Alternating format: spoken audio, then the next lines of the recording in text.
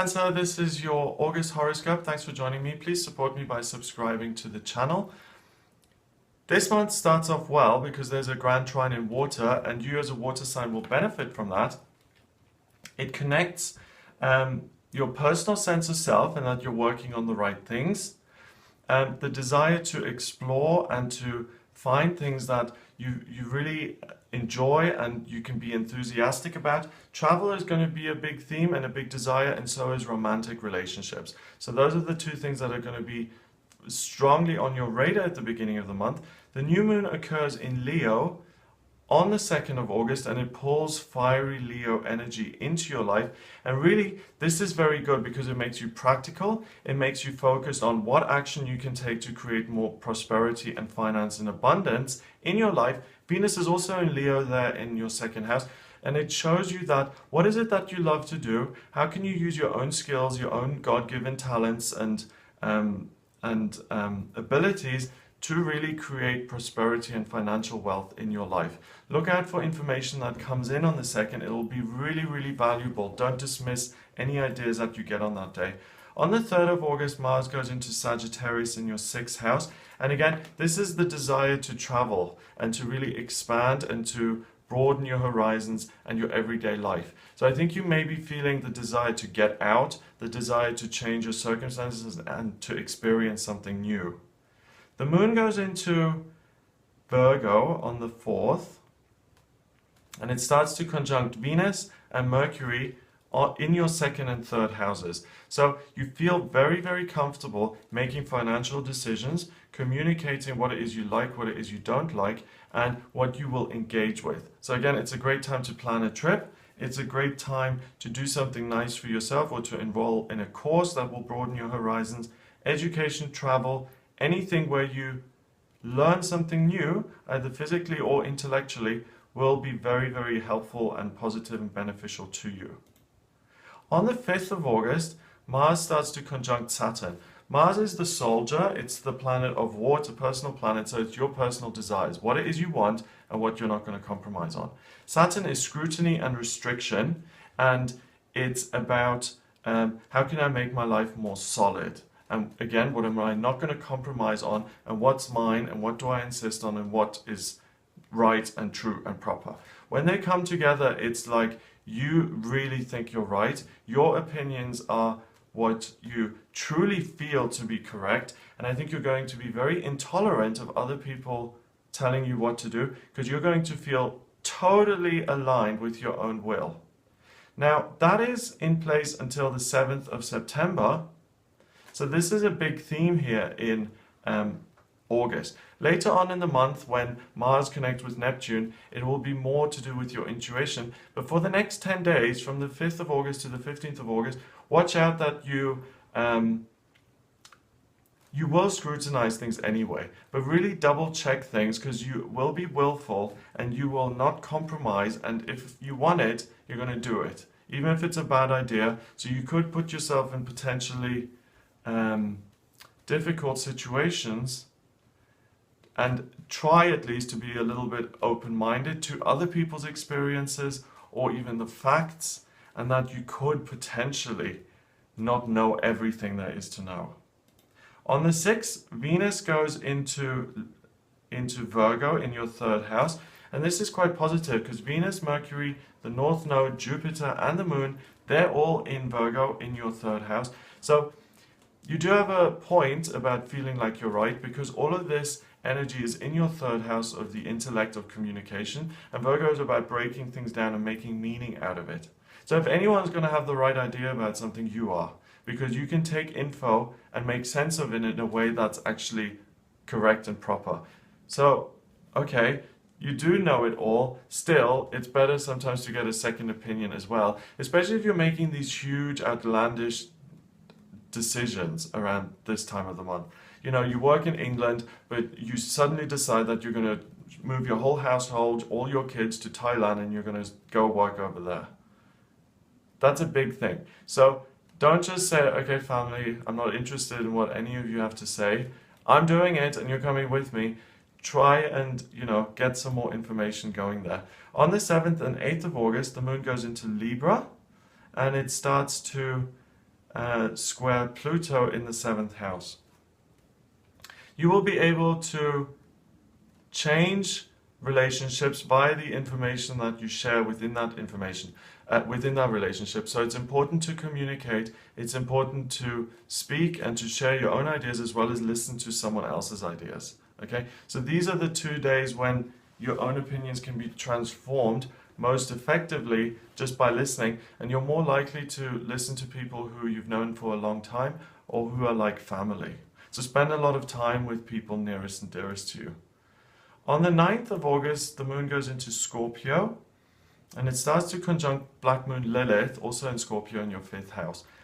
And this is interesting because what will come into your mind now are past failures when it comes to your romantic experiences. Exes, you may run into one of your exes on the street, or you may read something about an ex-partner, or you may get a phone call, and that information is going to fuel you into making new experiences, starting new relationships, traveling, seeing the world, and amending for those past failed relationships. So rather than run off and say, okay, I'm going to Vietnam and I'm going to meet the man of my dreams there because this didn't work out and I'm so angry about it, try and feel your feelings and say, well, it didn't work out. It doesn't mean that I have to ignore it or try and brush it aside and I have to act out because of it. If you feel your feelings and see it for what it is, you'll actually have the potential to let it go once and for all. Things are coming to the surface, you can scrape them off and let go of them,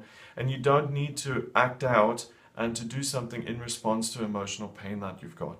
If you do want to travel, if you do want to explore different things, that's fine, but make sure that you're not doing it to spite someone else or because you can't face the reality of where you are right now.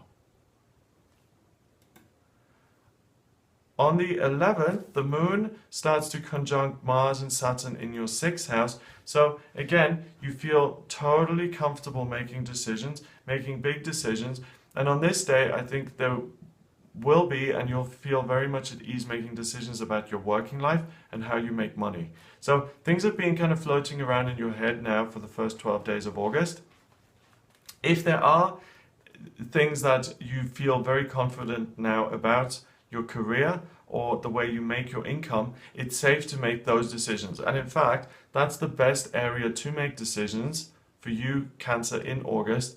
Work, career, how you make money. Much better than actually relationships, especially romantic relationships, and locations. So focus this drive and focus on this certainty in the area of your career and money. That's where it's best used. Saturn goes direct on the 13th of August, and this is huge. Saturn is an outer planet, so it's been in retrograde for months and months and months. It goes direct now, and it means that you lose any kind of fear or a sense of limitation or restriction, and you really feel like you can progress and move forward in a very stable and solid way. And it sounds to me like you've made a very good decision about your work, which has really opened up the path so that your day-to-day routine can look better and that you can make an income in a way which is more compatible with who you really are. On the 14th, Chiron quincunxes the Sun, and this is an idea from the past that crops up that says, well, why don't you try this? And it's doubt creeping in. So be aware of that on the 14th. The next day, Mars starts to square Neptune. And this is interesting because doubt and the potential really starts to sabotage your ability to take action.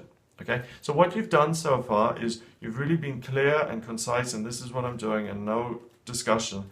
And now it's almost like you're running along, like you're running over a bridge, let's say, and the bridge is starting to collapse behind you. And it feels like your emotional security no longer supports you in doing all of this. So it may start to feel like, oh my God, I'm taking all of this action, but emotionally I'm starting to feel detached, and I'm starting to feel like I'm running out of steam. But I don't want to stop because I don't want to be stuck with all these feelings and all this disappointment and looking at things.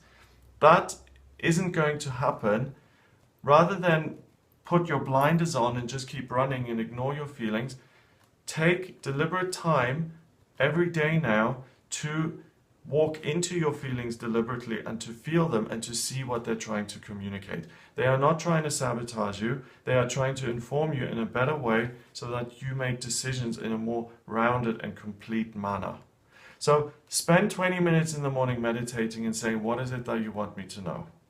And then give your physical body, your emotional body, your spiritual body, an opportunity to come together. And if you don't get anything, then at least you've given the opportunity, and then you know it's safe to move ahead. You won't have that niggling feeling of, oh my God, something is trying to tell me something. On the 15th, I've mentioned that on the 15th, Mars squares Neptune, and these two stay in this square relationship until the 4th of September.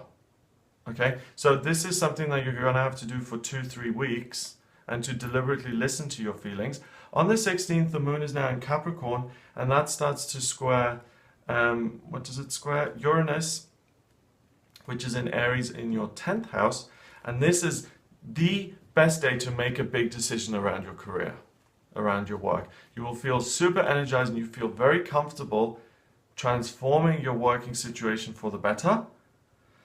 On the 17th, the moon moves on and it's in Aquarius now. And it starts to square Black Moon Lilith, which is in your 5th house of romance and relationship. So again, past romantic situations may crop up, but if there ever has been a link for you specifically watching this between a romantic situation and a work situation, that may reappear. So if you worked with someone who you were also married to and it didn't work out, it may be that it comes up again, and the point of this is it gives you an idea of how to actually be more successful in the here and now. That is a very specific energy you'll be working with. If that has never happened to you, it may be that some sort of past disappointment comes up and it gives you the opportunity to amend it and to be more successful because you've had that negative experience. So it's not just healing it, but it's transforming it to make a disappointment and a problem a success. The full moon happens in Aquarius on the 18th. For you, that happens in the 8th house of other people, institutions, and you're going to ask yourself, how is it that I can be of service and how can I benefit other people? It is an almost lunar eclipse though. It's not some people are recognizing this as a lunar eclipse, other people aren't. Because what happens is the moon goes through the Earth's shadow and we can't see an eclipse. The light of the moon is just going to be dimmed a little bit, okay? So is it or isn't it? In terms of the astrology, what that means is that the effect of the full moon is somewhat stifled. And when you think about how can I be of service to other people, that sabotagey kind of voice is also going to be in your ear and say, okay, well, it's very nice that you want to help people, but remember this ex-girlfriend who really messed you up. What's she ever done for you, and why should you help anyone else? So you've got a really negative little devil sitting on your shoulder saying, yes, but.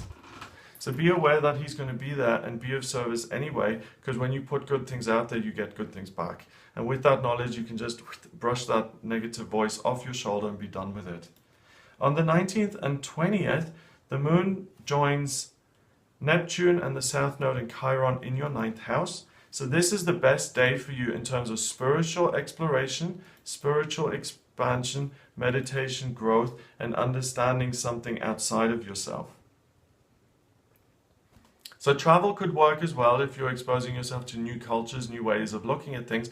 But I think the best way of getting new information in here that's going to help you achieve your soul purpose or even discover your soul purpose is by connecting with spirit in some way. Meditation, yoga, walking in nature, the Course in Miracles, whatever it is you're doing to advance, the South and North Node are involved here. Pisces, Virgo, spiritual information is going to come in to give you a greater understanding of what you can do on a practical level, and it will make you feel more aligned that you're on the right track.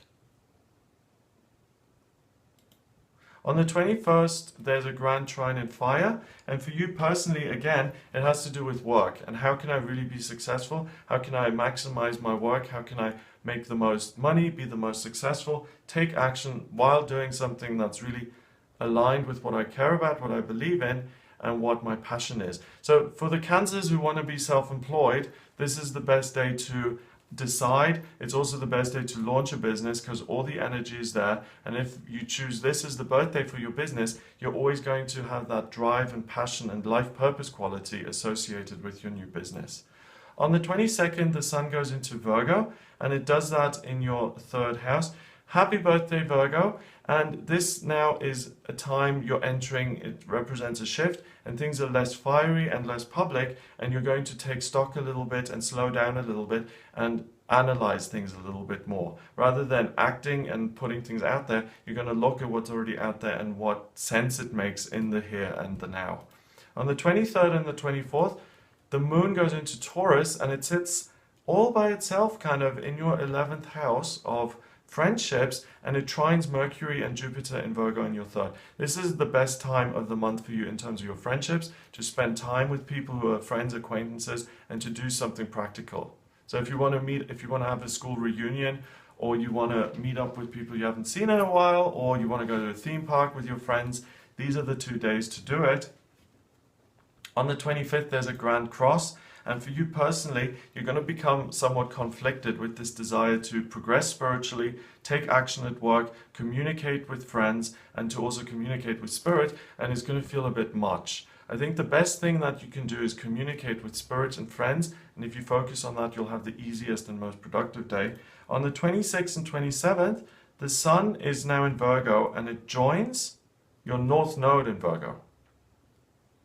So communicatively, you really start to understand some greater detail about your soul mission, what you're here for, because some information will come in that you'll look at, that you'll deconstruct and say, oh my God, that's what that means. So let's say you happen to walk into a shoe store and you've never been in one, or you haven't been in one for years and it really made no difference to you, and you look around and you look at something specific and something within you clicks and it says, oh my God, you were involved in the production of shoes in a past lifetime, just as an example. And that's why in this lifetime you've outgrown that purpose, and what you're doing this time around is you're allowing people to walk forward in their own lives with spiritual information that I teach them, and that I've advanced from working with mundane practical things like shoes, and now I'm a spiritual teacher in this lifetime, and I'm progressing on my journey. It's just developed and altered a little bit. Okay, so you're going to get that kind of understanding. It's good luck. It's the universe loving you by giving you this blessing, this understanding on the 26th and the 27th. So watch out for that kind of information around this time of the month. It's really going to feel like, oh my God, I get something on a deeper level here. On the 28th, the moon squares Uranus,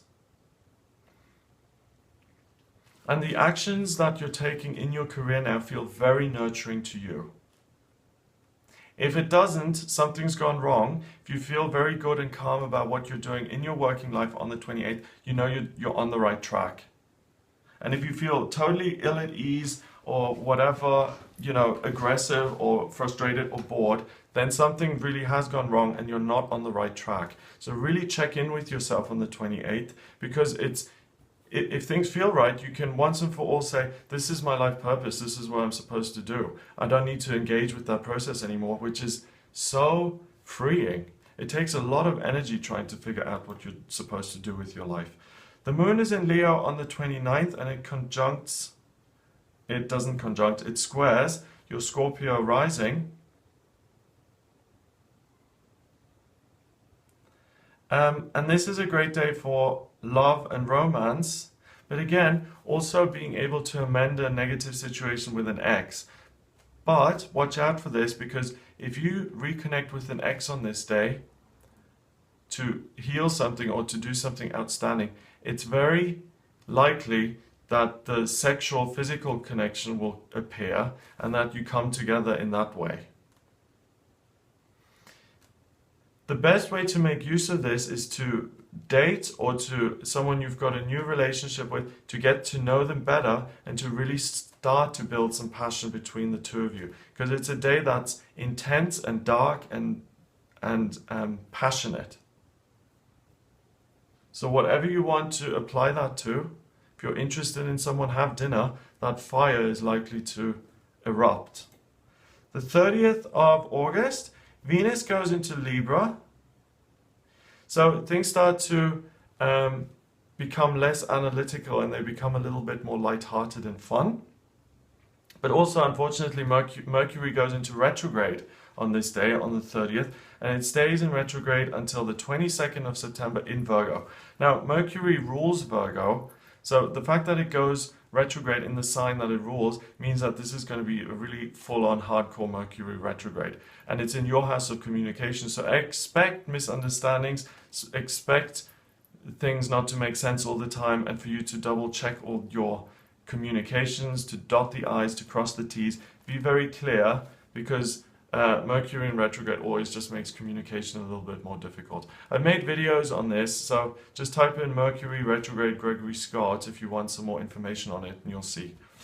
Finally, the month ends with the moon going into Virgo to prepare for the new moon on the 1st of September and the solar eclipse, which happens on the 1st of September. And this happens in your 3rd house. Interesting. So despite the Mercury being retrograde, it's stationed now on this day. Well, it's stationed / going into retrograde, so you can label it as already being retrograde. Information will come in that may or may not be accurate. So really be careful now with this Mercury retrograde that you don't bet your whole life savings on a bit of information that you get, okay? If you get a tip that you should trade in this stock on the 31st of August and you should invest everything you've ever made because it's such a good deal and there's no way you can lose, don't do it, because it's really 50-50. It could be or it couldn't be correct. So really, really just be careful with any sort of information and the validity of that information. If it's a piece of gossip that you hear about one of your friends who's been slagging you off, be very careful whether that is actually true. Don't go in there saying, I heard this and I heard that. Take it with a pinch of salt. So that's your forecast for August. I hope that's given you some ideas. If you'd like a private reading with me, please get in touch via my website. It's gregoryscott.com. Click on the Readings tab to order your reading if you want to look at your career or finances or love life or anything like that. Please subscribe to the channel. That's the easiest way to support me, and I'll speak to you soon.